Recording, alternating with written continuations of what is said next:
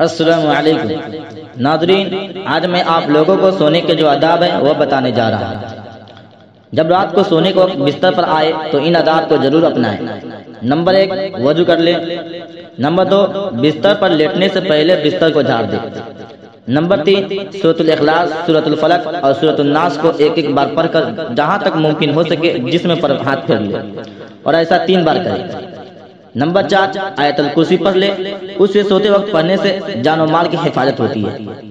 Number 5، 33 مرتبہ سبحان اللہ، 33 مرتبہ الحمدللہ اور 34 مرتبہ اللہ اکبر پڑھیں۔ اسے پڑھنے سے دن بھر کی تھکان دور ہوتی ہے۔ نمبر 6، جب سونے لگے تو دائیں کروٹ لے کر دایاں ہاتھ رخسار کے نیچے رکھ کر سوتے وقت کی دعا پڑھیں۔